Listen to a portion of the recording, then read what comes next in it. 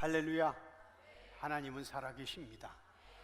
살아계신 하나님, 전능하신 하나님 앞에 피조물이 아무리 똑똑하고 피조물 가운데서 최고의 석박사들이 1000명, 10,000명, 수백만 명, 수천만 명이 모여 있는다 할지라도 하나님의 입장을 볼 땐 티끌이고, 그리고 죽은 자들이고, 그리고 심판의 대상일 뿐입니다.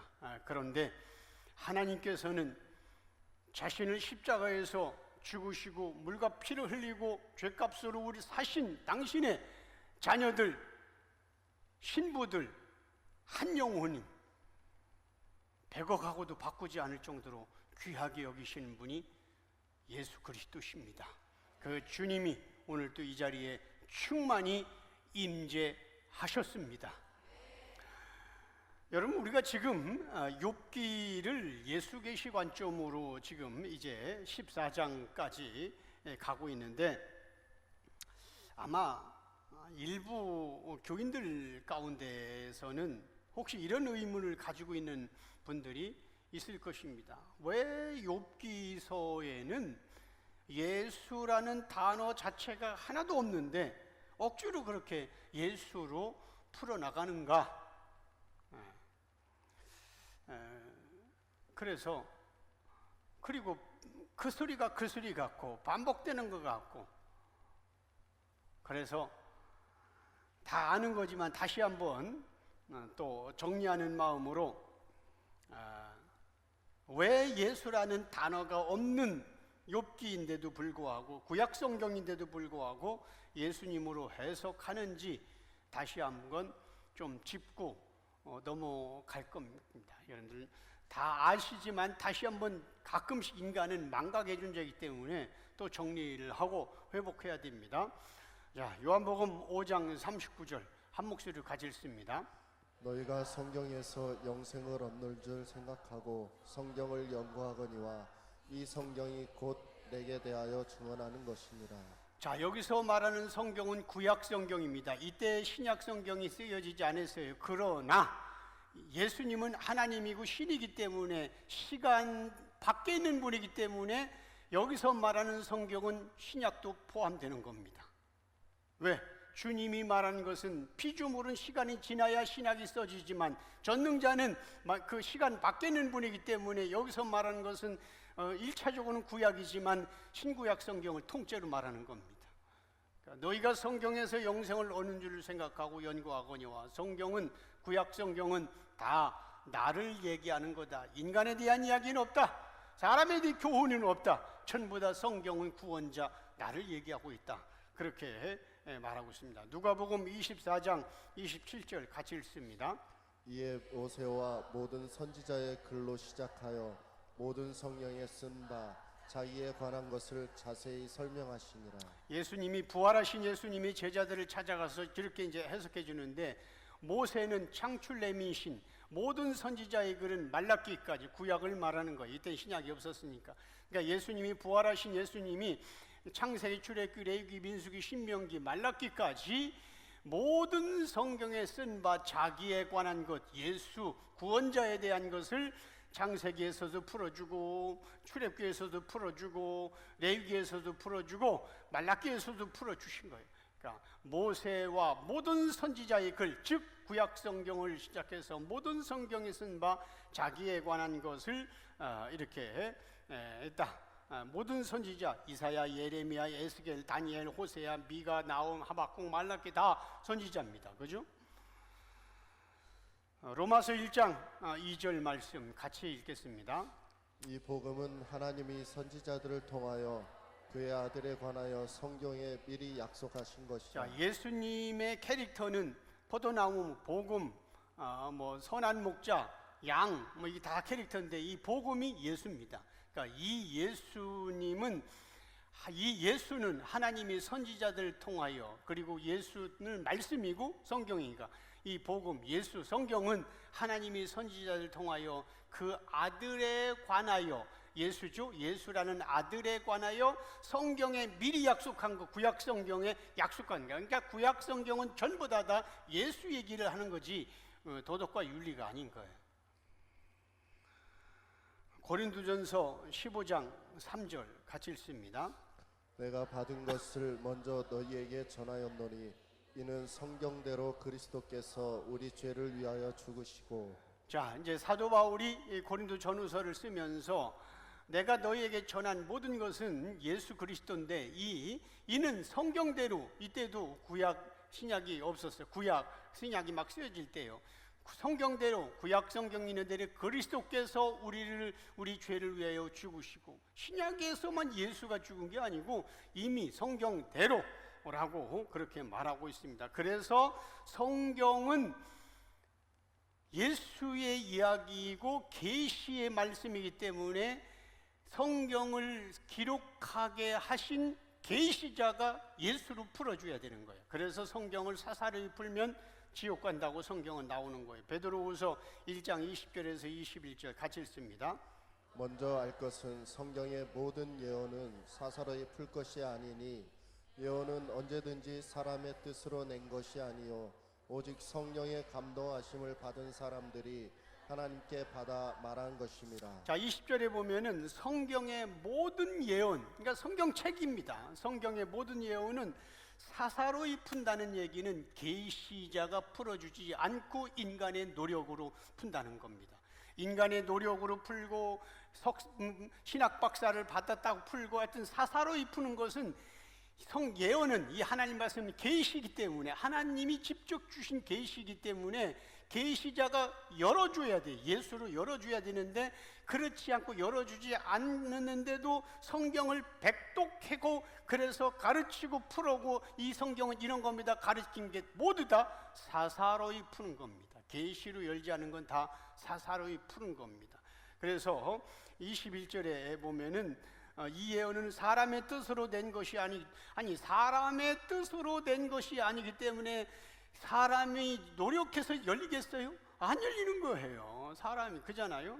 성령의 감동을 받았기 때문에 성령의 감동, 즉 계시로 열어줘야 한다는 겁니다. 그래서 사사로이 푼다는 말은 인간의 노력과 연구로 읽고 해석하는 인본주의적 해석을 말합니다. 인본주의적 해석을 하게 되는 것은 율법과 계명, 도덕과 윤리로 가는 걸 말하는 겁니다.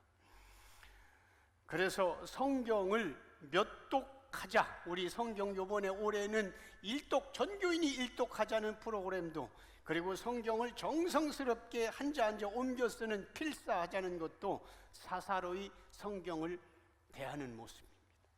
그걸 저도 모르기 때문에 우리도 성경 필독, 필사도 했었고 우리도 다 했었어요. 그게 사사로이인 줄 몰랐어요. 그 사사로이 성경을 풀면은 지옥 간다는 성경이 정확하게 나와 있어요. 베드로후서 3장 16절 같이 읽습니다. 무식한 자들과 굳세지 못한 자들이 다른 성경과 같이 그것도 억지로 풀다가 스스로 멸망에 이르는. 자, 억지로 풀다가, 사사로이 풀다가 같은 용어입니다. 인간 인본적으로 풀다가, 그러니까 계시로 열어줘야 되는데 그렇지 않고서는 억지로 풀다가 스스로 멸망. 성경은 멸망당했다, 저주받았다, 다 지옥을 가는 겁니다. 그러니까 성경을 가지고 신앙생활 하다가 멸망당하는 거예요. 저기 나오잖아요. 성경을 억지로 풀다가, 그들이 뭐 불경을 풀었어, 아니면은 무슨 그 이단의 어떤 정경을 가지고 해서 성경을 가지고 저 말은 한마디로 얘기해서 성경 가지고 신앙생활 열심히 하다가 멸망했다, 그런 겁니다. 아니, 성경이 이렇게 나왔는데도 아닐 거야, 저 목사님 헛소리야, 아닐 거야, 자꾸 자기 체면에 걸리는 거야. 그래서 지들끼리 모여가지고 우리 목사님 이상한 것 같아, 김영태 목사님 이상한, 우리 딴 데로 가자 해가지고 자기 체면에 걸려서 자기들 그 그룹 안에 집어넣어서 아닐 거야, 성경은 멸망한다는데. 그러면은 뭐 그냥 그렇게 신앙생활 하다가 한번 죽어서 눈 떠보라고, 어딘가, 그잖아요. 그래서 무식한 자들이라는 거예요. 무식이 뭡니까? 성경 박사가 무식한 거지, 예수 계시를 모르고, 그잖아요. 무식한 자들과 굳세지 못한 자들이 성경을 억지로 풀다가 뭡니까? 예수로 너희는 세상의 빛이라 할 때 빛으로 오신, 나는 세상의 빛이다 하신 빛으로 풀어야 되는데, 너희는이라고 하는 주어가 너희, 우리야, 너희가 주어. 소주어, 대주어로 대입하지 않고, 그러니까 너희는 세상의 빛이라 했으니까 우리가 세상의 빛이다. 억지로 풀다가 멸망당하는 거지. 종교 생활하다가. 바리새인들과 유대 신학과 천주교 신학을 기준으로 성경을 해석하는 이 시대 기독교는 특별 계신 성경을 일반 계시 수준으로 낮추어서 열심히 공부하고 연구하면 좋은 해석이 나온다고 착각을 하는 겁니다. 그래서 열심히 훈련하는 거예요. 여러분, 예수 계시가 열린 사도 바울이 구약에 나오는 아브라함의 그 두 아내들인 사라와 하갈이라는 인물을 예수 계시로 해석해 놓은 게 있어요. 다 알지만 다시 정리를 할게요. 갈라디아서 4장 21절에서 지금 제가 설명을 할게요. 내게 말하라, 율법 아래 있고자 하는 자들아. 그러니까 율법으로 신앙생활 하려고 하는 자들아, 율법을 듣지 못하느냐. 기록된 바 아브라함에게는 두 아들이 있어. 두 아들이 이삭과 이스마엘이 있는데 누구에게 낳느냐면 하나는 여종 하갈에게서 났어. 그죠? 하갈에게서 났고 하나는 자유 있는 여자에게서 사라에게서 났다 하였으며, 여종에게서는 하갈에게서는 육체를 따라 났고 육체를 따라 나 종의 영 이스마엘입니다. 그죠? 자유 있는 여자에게, 즉 사라는 90세에 애 낳잖아요. 약속으로 말미암는 자 이삭입니다. 이것은 비유니, 지금 이것을 뭔가 비유라는 얘기는 뭔가를 진짜 얘기하고 싶은 거예요. 그래서 비유라는, 이게 실제 아브라함과 사라와 이스마엘 하갈은 실존의 인물인데도 뭔가를 설명하려고 비유처럼 이렇게 주님이 세웠다는 거예요. 이것은 비유니 이 여자들은 두 언약이라. 이 두 언약이라. 내 가로 열고 쓴 건 제가 쓴 겁니다. 옛 두 언약은 뭡니까? 옛 언약 율법, 새 언약 신약 은혜, 그잖아요. 하나는 신의 산으로부터 종을 낳은 자. 신의 산이 뭡니까? 율법 받았잖아요. 모세가 신의 산에서 율법을 받고 내려왔잖아요. 하나는 신의 산으로부터 종을 낳은 자니 곧 하갈이라. 신의 산하고 상관이 없는데도 이렇게 갖다 맞춘 거라니까. 계시가 열리니까, 그잖아요. 신의 산으로부터 종을 낳은 자니 하갈이야. 하갈이 신의 산에서 낳은 적이 없다니까. 그런데도 이렇게 이제 비유니까 뭔가를 하려고 하니까 하갈이라. 이 하갈은 아라비아에 있는 신의 산으로서 지금 있는 예루살렘과 같은 곳이니, 지금 있는 예수님이 사도 바울이 얘기했잖아요. 지금 있는 예루살렘, 그 뭡니까? 율법과 계명으로 충만한 바리새인들이 있는 곳, 그와 같은 곳이니, 그가 그 자녀들과 더불어 종노릇하고, 26절, 오직 위에 있는 예루살렘은 자유자니, 위에 있는 예루살렘, 하늘에 속한 영적 예루살렘. 요한계시록 21장에 보면 하늘에서 새 예루살렘이 내려오는, 위에 있는 예루살렘, 땅에 있는 게 아니라 위에 있는 예루살렘이니, 그잖아요. 해본 예루살렘, 자유자니 곧 우리의 어머니 누굽니까? 사라. 29절, 그러나 그때 육체를 따라 난 자가 이스마엘이 율법이 성령을 따라 난 자를, 이삭을, 은혜를 박해한 것 같이, 그래서 막 박해. 이제도 지금도 그렇게 이제 더 먼저 났잖아요. 그죠? 이스마엘이 먼저 났잖아요. 구약이 먼저 있었잖아요. 신약이 나중에 있고 예수가 나중에 왔잖아요. 그러니까 먼저 믿은 사람들이 이제 박해를 하는 거예요. 그렇게 이제 율법과 계명으로 충만히 신앙생활하는 사람들이 이제 나중에 계시가 열린 우리를 박해하는 거예요. 나중에 난 성령을 따라 난 자를 박해하는 거예요. 지금도 그러하도다. 그런데 30절, 그러나 성경이 뭐라고 했느냐? 창세기 보면 여종과 하갈과 그 아들 이스마엘을 쫓아내라. 율법 신앙을 버려라. 율법 신앙을 내려놔라. 율법 신앙은 쫓아내라. 그잖아요. 그랬잖아요. 율법 신앙을 버려라 했잖아요. 쫓아내라고 했으니까 율법 신앙을 버려라. 그 여종과 그 아들을 쫓아내라고 했는데, 이 시대 교회는 여종과 아들을 끌어안고 신앙생활하고 있는 거예요. 그리고 신앙생활 잘하고 있다는 거예요. 이 시대는 안 그래요? 분명히 성경은 이렇게 비유를 얘기하고 있어. 여종과 그 아들을 쫓아내라고 했는데 안 쫓아내는 거야. 신앙생활 이거 붙들고 잘하고 있다는 거예요. 여종의 아들이 자유 있는 여자의 아들과 더불어 함께 유업 천국을 받지 못하는 겁니다. 반드시 율법과 계명은 지옥 갑니다. 유업을 받지 못합니다. 분명히 성경은 이렇게 여러분들이 성경을 율법 신앙은 천국을 유업으로 갈 수 없습니다. 저는 그래서 제가 얘기하는 거예요. 이 예수 계시 알기 전까지 제가 신앙생활 천국에 대한 1000% 확신이 있었는데 이제 눈 뜨고 보니까 지옥 갈 뻔했다고. 그잖아요. 그런즉 형제들아, 우리는 여종 율법 신앙의 자녀가 아니요 자유 있는 은혜와 진리의 여자의 자녀라. 믿습니까? 성경을 이렇게 얘기하고 있는. 우리가 지금 성경 아닌 걸 가지고 공부하고 있어? 아니에요. 너무 정확한 거예요.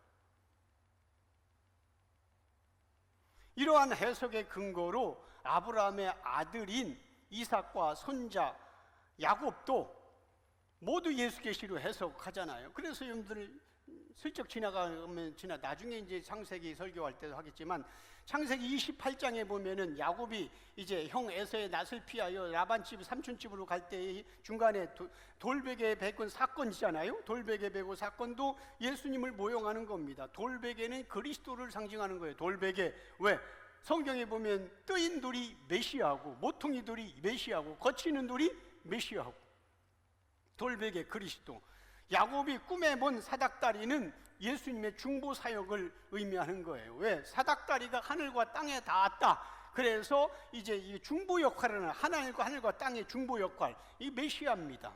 이걸 모를 때에는 우리가 야곱처럼 기도하면은 우리 기도가 사닥다리 타고 올라가서 응답받는다 하는데 이게 전부 다 바로 하갈과 이스마엘 쫓아내라고 하는 신앙입니다. 그렇잖아요? 그리고 야곱이 돌베개를 아침에 일어나서 돌베개 했던 것을 그 꿈을 꾸고서 기둥을 세웠잖아요. 그 기둥이 바로 성전을 말하는 거예요. 기둥, 성전 기둥. 그러니까 기름 붓는 것.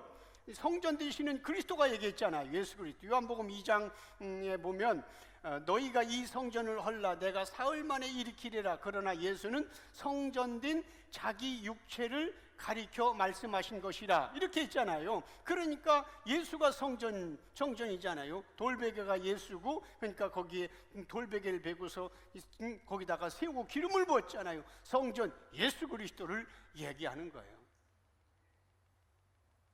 그리고 창세기 29장에 나오는 야곱의 외삼촌 나반에게는 두 딸이 있으니 그랬어. 딸이 둘만 있겠어? 옛날에 많이 났는데. 그런데 왜 두 딸이 있으니 할 때는 뭔가 성경은 말하려고 두 딸은 뭡니까?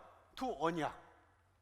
두 딸이 있다고 그렇게 성경 정확하게 나온다니까. 두 딸은 두 언약입니다. 큰딸 레아는 옛 언약 율법, 작은 딸 라헬은 새 언약 은혜. 야곱이 7년 봉사한 대가로 언니 레아와 결혼했는데 성경에서 결혼은 언약의 성취를 말하는 거예요. 그죠? 결혼, 언약의 성취. 그럼 7년, 성경에서 7은 완전 숫자잖아요. 7년을 봉사해서, 그러니까 이게 예수 그리스도, 야곱이, 그러니까 예수 그리스도가 이제는 결국은 언약, 구약, 율법의 언약을 완성시켜서, 율법을 폐하러 온 게 아니라 완성시키러 오고, 그리고 라헬이 무슨 야곱과 결혼하는데 노력한 게 있어? 그냥 언니하고 내 언니하고 야곱하고 일주일 하고 난 다음에 바로 그냥 라헬이 들어왔어요. 그리고 라헬과 함께 살면서 레아와 라헬 살면서 7년을 위해서 나중에 봉사한 거지. 그러니까 라헬은 그냥 들은 거예요. 거저 들은 거예요. 그러니까 레아를 위해서 7년 봉사하고 라헬은 거저 들은 거예요. 바로 오늘 은혜로 우리는 거저 예수 신랑에게 그냥 붙어 있는 겁니다. 거저. 성경은 다 이런 얘기예요. 얼마나 은혜가 충만합니까? 왜? 예수님이 성경은 다 나에 대한 이야기라고 했어요. 이런 걸 모르니까 사사로이 풀다가 멸망당하는 거예요. 그러잖아요? 이게 알면 알수록 기가 막힌 겁니다. 성경 기가 막힌 거. 이걸 모르니까 그냥 사사로이 풀고 성경 이겁니다 이렇게 해가지고 막 해가지고 열심히 신앙생활하면서 자기 최면에 빠져가지고 그리고서 이제 바리새인의 길을 걷다가 이제 지옥에 떨어지는 거지. 오늘 저와 여러분들도 그런 길을 걷다가 예수님이 계시를 열어주셔서 성령으로 열어주셔서 사사를 풀던 우리를 예수로 풀고 구원자로 풀고 그잖아요. 그 예수를 붙들고 찬양하게 되었습니다. 얼마나 감사한지 모르겠어요. 자, 서론이 길었지만 12시 안에 끝납니다. 오늘 우리가 공부할 욥기 14장도 지난 시간에 살펴본 13장에 이어서 욥이 하나님을 향해 계속 기도하고 있는 내용입니다. 이제 다음 주일날은 볼 때 또 처음에 했던 엘리바스가 또 다시 이제 막 공격하는 거 15장은 오늘까지는 이제 욥이 다시 하나님께 기도하는 거예요. 자, 1절에서 3절 같이 읽습니다. 여인에게서 태어난 사람은 생애가 짧고 걱정이 가득하며 그는 꽃과 같이 자라나서 시들며 그림자같이 지나가며 머물지 아니하거늘 이와 같은 자를 주께서 눈여겨 보시나이까 나를 주 앞으로 이끌어서 재판하시나이까. 자, 욥은 자기 자신에 대하여 말하기를 고통 많고 허무한 인생으로서 죄 가운데 살 수밖에 없는 연약한 존재라고 지금 고백을 하고 있잖아요. 1절 여인에게서 태어난 사람은 사는 날이 짧고, 이따 얘기했지만 여기서 여인의 예수님이 사는 날이 33세로 끝나는 거예요. 사는 날이 짧고 그마저도 걱정으로 가득한 삶을 살아간다. 십자가를 앞에 두고. 2절 그는 꽃처럼 피었다가 시들고 그림자처럼 한 곳에 머물지 않고 지나간다. 3절 하나님은 왜 이와 같은 자를 눈여겨 보십니까? 나를 하나님 앞으로 이끌어서 재판까지 하십니까? 자, 이겁니다. 자, 1절 말씀은 우리가 왜 성경을 인간 중심으로 보면 안 되고 예수님으로 해석해야 되는지를 정확히 말해주는 게 1절이에요.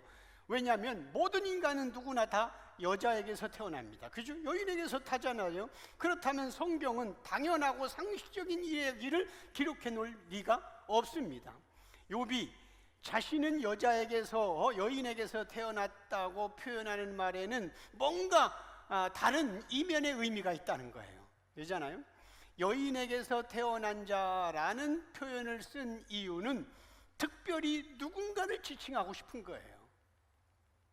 여러분, 성경에서 보면은 앞으로 오실 메시아에 대해서 여인의 후손, 여자가 나왔다는 표현이 여러 군데 나오는데 몇 군데만 찾아볼게요. 첫 번째로 창세기 3장 15절 같이 읽습니다. 내가 너로 여자와 원수가 되게 하고 네 후손도 여자의 후손과 원수가 되게 하리니 여자의 후손은 내 머리를 상하게 할 것이요 너는 그의 발꿈치를 상하게 할 것이니라. 선악과를 따먹고 이제 하나님께 징계를 받는데 이제 뱀에게 얘기한 겁니다. 여자의 후손은 메시아잖아요. 그죠? 예수를 여자의 후손으로 그렇게 표현을 한 겁니다. 그 다음에 이사야 7장 14절 같이 읽습니다.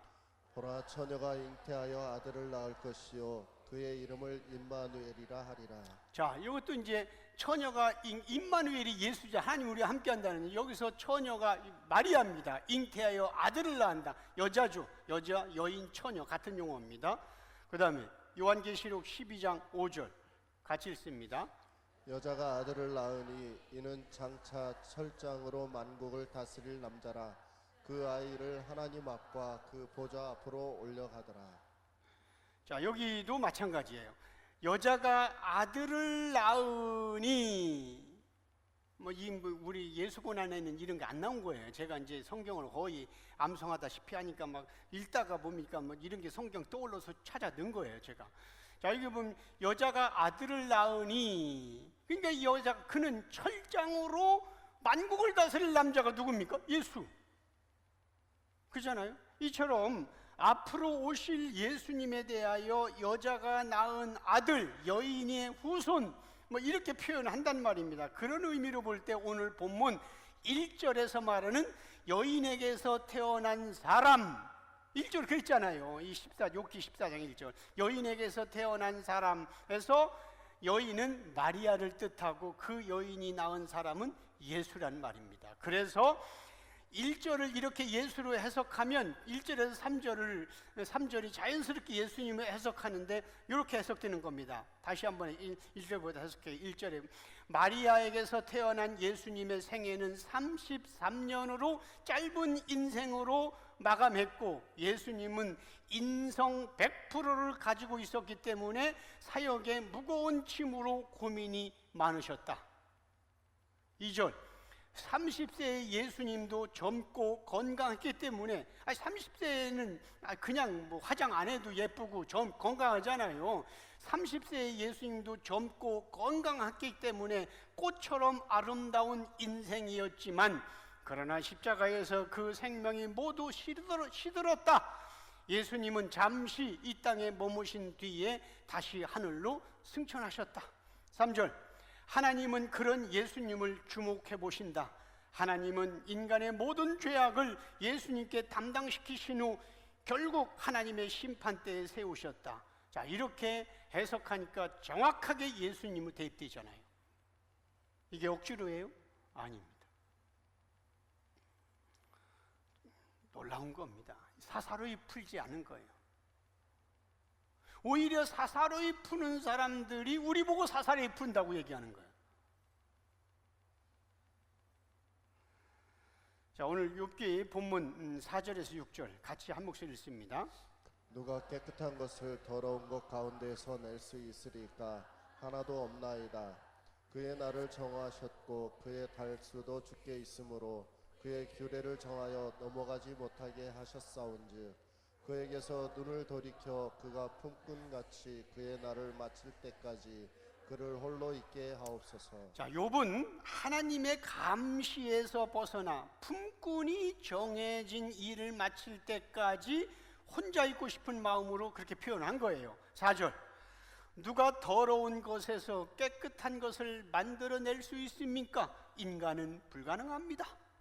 5절 하나님은 그의 날을 정하셨고 그의 달수도 미리 생각하셨습니다.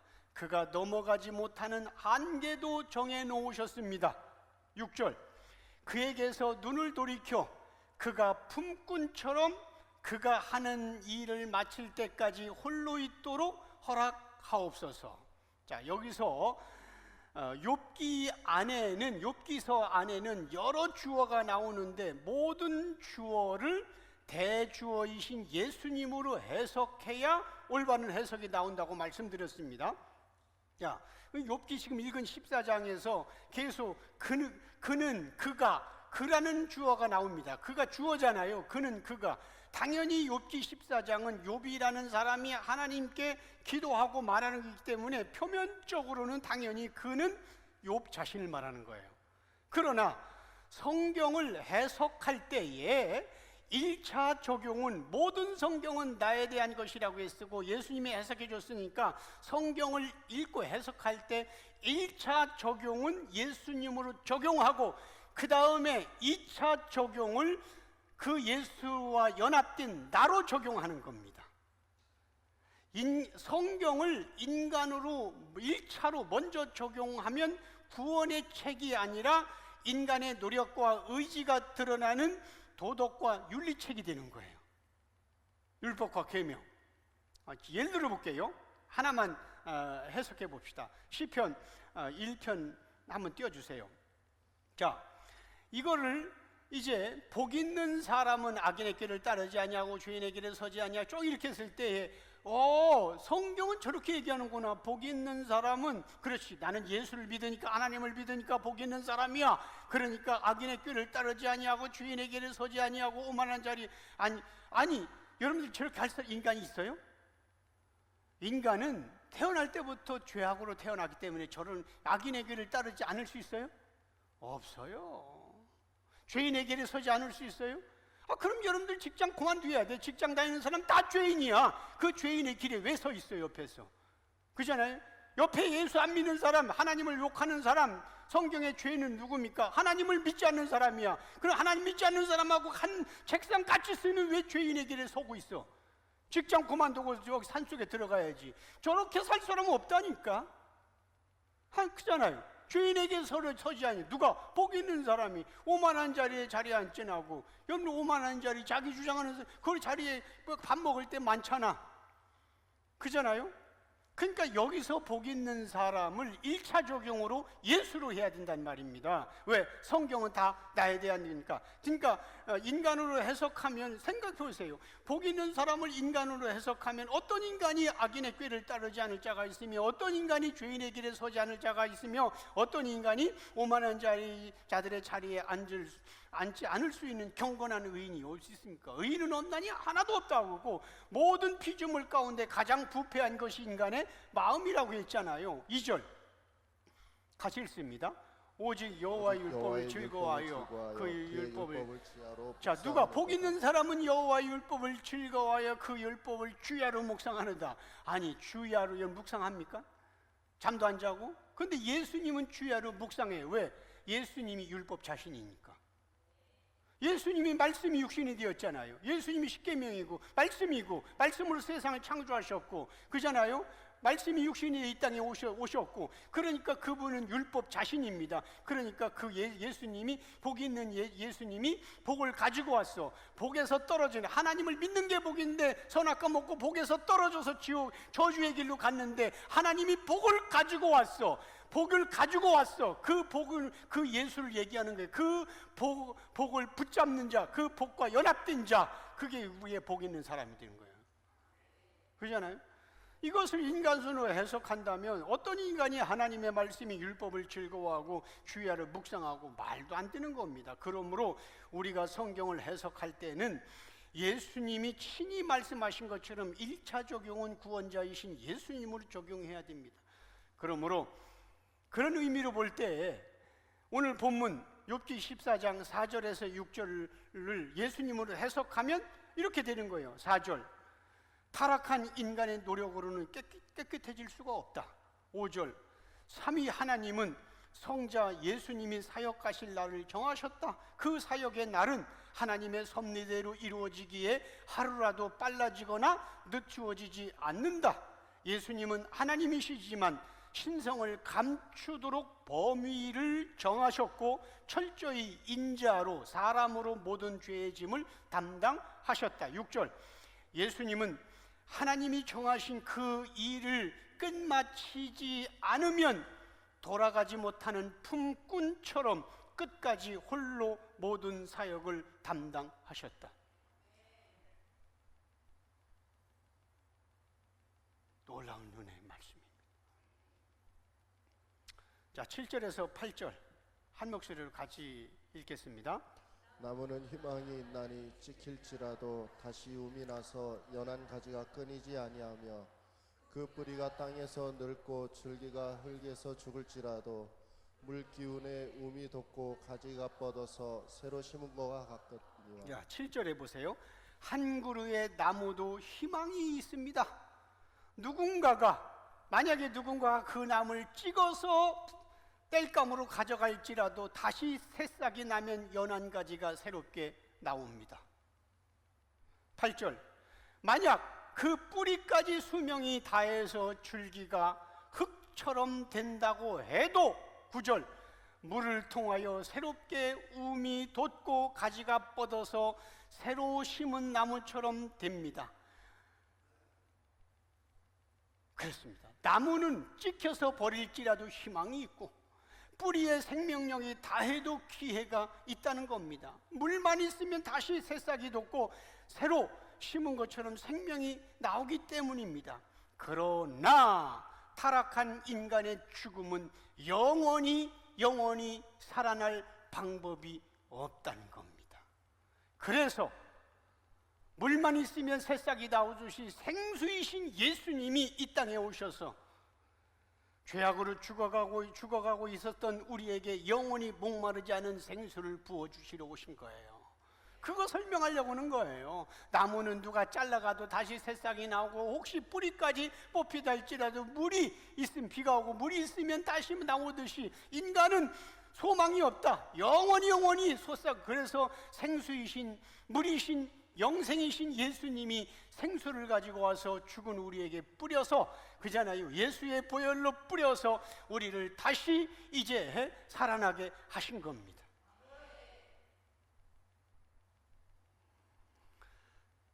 욥기 14장 10절에서 12절 같이 읽습니다. 장정이라도 죽으면 소멸되나니 인생이 숨을 거두면 그가 어디 있느냐. 물이 바다에서 줄어들고 강물이 잦아서 마름같이 사람이 누우면 다시 일어나지 못하고 하나님이 없어지기까지 눈을 뜨지 못하며 잠을 깨지 못하느니라. 10절 보면 힘센 청년일지라도 죽으면 그것으로 끝이다. 인생이 목숨을 다하면 어디로 갈 것인가. 11절 바닷물을 강물에 공급하는 법이 없고, 강이 바닷물로 들어가지 거꾸로 가지 않잖아요. 바닷물을 강물에 공급하는 법이 없고, 그래서 강물조차 줄어들어 마르는 것처럼 12절 사람도 죽으면 다시 살아나지 못한다. 하늘이 없어지기까지 눈을 뜨지 못해서 영원히 잠에서 깨어나지 못한다. 인간은 타락의 결과로 죽음이 찾아왔고, 죽음 뒤에는 영원한 심판이 기다린다고 성경은 기록하고 있다니까요. 히브리서 9장 27절 같이 읽습니다. 한 번 죽는 것은 사람에게 정해진 것이요 그 후에는 심판이 있으니. 네, 성경 한 번 죽는 것은 사람에게 정하신 것이요, 하나님은 원래 죽음이 있는 인간을 창조하지 않았어요. 하나님을 형상을 닮았기 때문에 죽음 없이 영원생하는 인간을 짓는데, 먹는 날에는 정령 죽으리라 선악과. 먹고 죽었어. 그 뒤로부터 다 죽는 게 정해졌어요. 죽으면 지옥을 다 가게 되어서 100%. 그 후에는 심판이 있으니 심판은 지옥으로 가는 심판을 말하는 거예요. 예수님은 이러한 인간의 죽음, 인간의 저주를 끊어주신 겁니다. 야곱이 사닥다리에서 꿈에서 하늘가에 난 것처럼 바로 사닥다리인 한 예수님의 한 손으로는 하나님의 손을 잡고 또 한 손으로는 타락한 인간의 손을 잡고 연결해 시켜주는 이 영적인 중보자 사닥다리. 그래서 예수를 믿으면 죽음으로 끝나는 게 아니라 영원히 죽지 않고 살아나는 겁니다. 여러분 잘 보세요. 저희 어머니 아버지도 돌아가셨고 장인 장모님도 다 돌아가셨어요. 예수 믿고. 그러면 그분들은 일단은 이제 우리가 죽었다고 얘기하는 거예요. 그죠? 그러나 자, 먼저 성경을 읽을까요? 요한복음 11장 25절에서 26절 같이 읽습니다.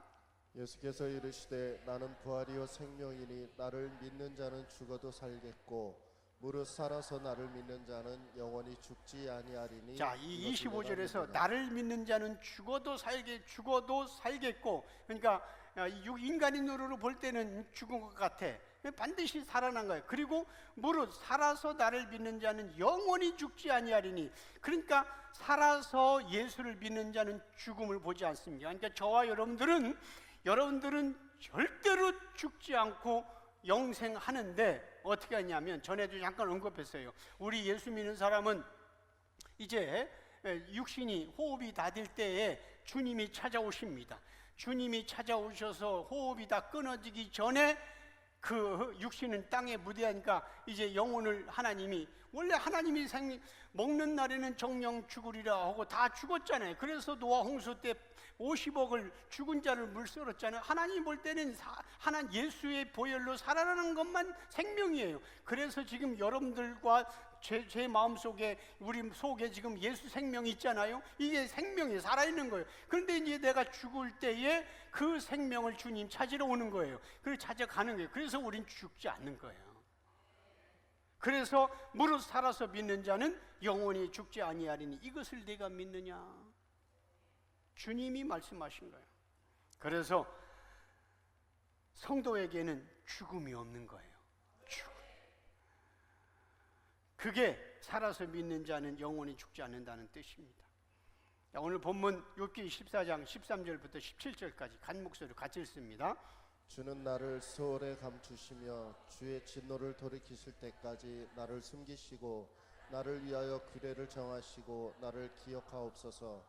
장정이라도 죽으면 어찌 다시 살리이까. 나는 나의 모든 고난의 날 동안을 참으면서 풀려나기를 기다리겠나이다. 주께서는 나를 부르시겠고 나는 대답하겠나이다.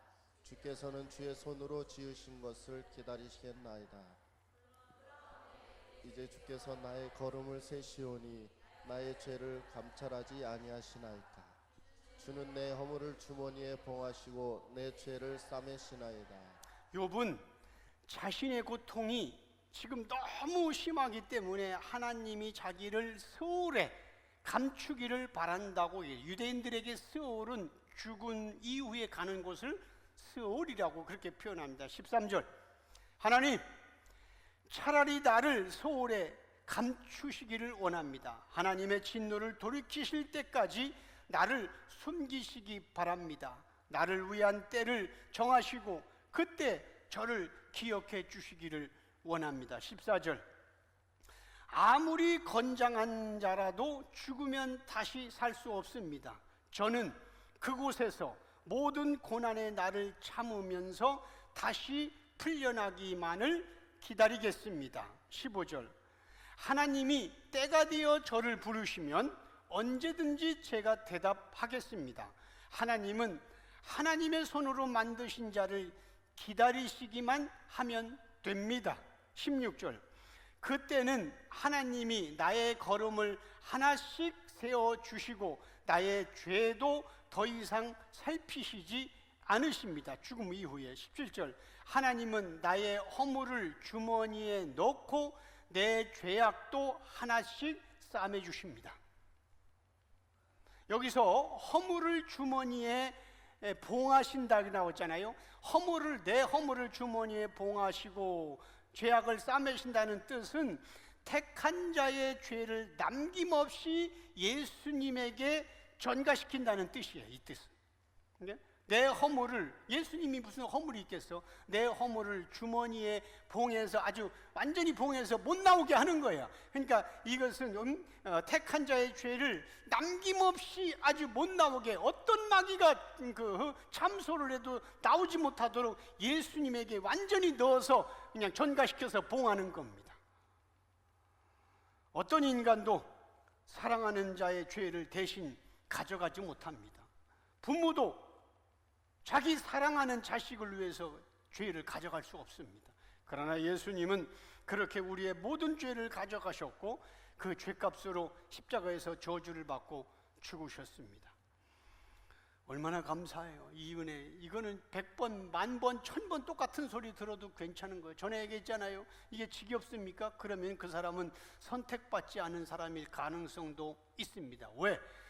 예수님의 신분, 신랑 되시는 예수님은 신부에게 신랑 되시는 예수를 죽을 때까지 듣게 해도 지루하지 않도록 영을 불어넣어 주시는 거예요. 14장 18절에서 마지막 절 22절까지 같이 읽습니다.